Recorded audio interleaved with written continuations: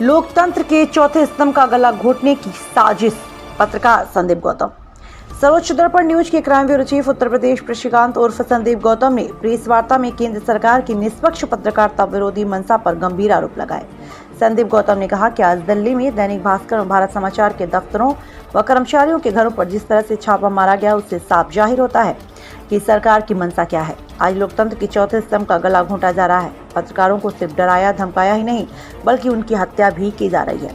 पत्रकारों को आज़ादी की छीनी जा रही है। हम इसकी कड़ी आलोचना करते हैं।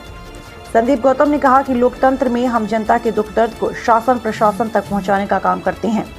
क्या ये गलत है? हम देश में हो रही घटनाओं को जनता तक पहुंचाने का काम करते हैं, क्या ये भी गलत है? देश में हो रहे सभी गैर कानूनी कामों को उजागर करते हैं, क्या ये सब गलत है? अगर ये सब गलत है तो हम बड़ी गर्व से ये सारे गलत काम करने को तैयार हैं।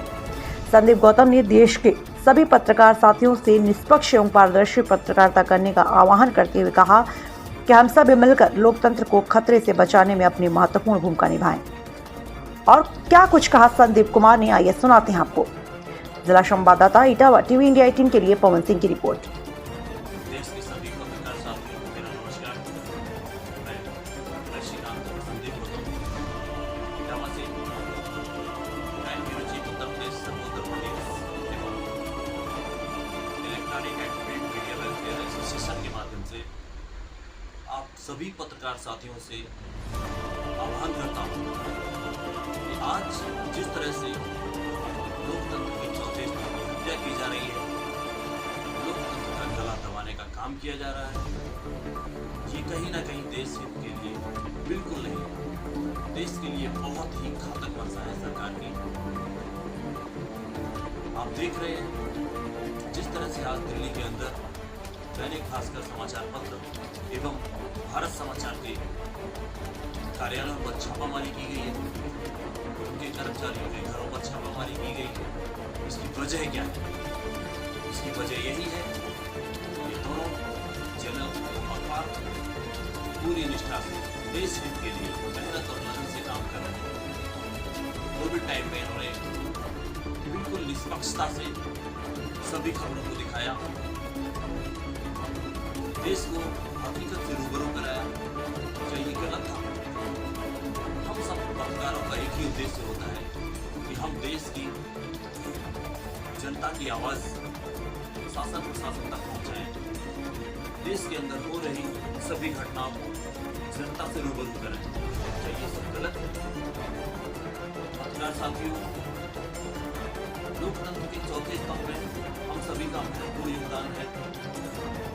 हम सभी पत्रकार मिलकर देश की नींव मजबूत करने का काम करते हैं, लेकिन आज वो समय आ गया है कि पत्रकारिता दोनों खतरे में। आए दिन पत्रकारों के साथ मारपीट होती है, धमकी दी जाती है, यहाँ तक कि उनकी हत्याएं भी की जाती हैं। साथियों, आने वाले समय में यदि हम लोगों ने निष्पक्ष पत्रकारिता नहीं की तो पूरा लोकतंत्र खतरे में आ जाएगा और इसके जिम्मेदार आप सभी पत्रकार भी होंगे।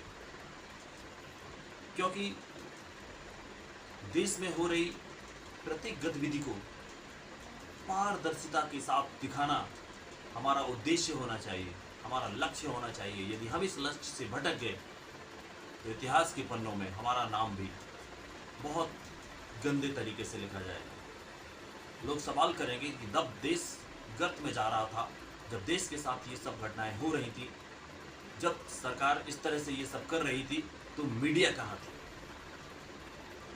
आपको जवाब देना पड़ेगा कि तब मीडिया कहाँ थी और मीडिया ने क्या किया।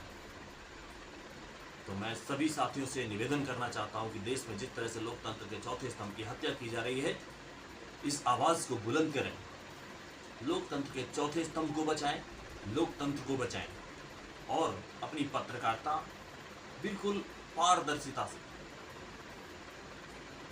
कीजिए। धन्यवाद।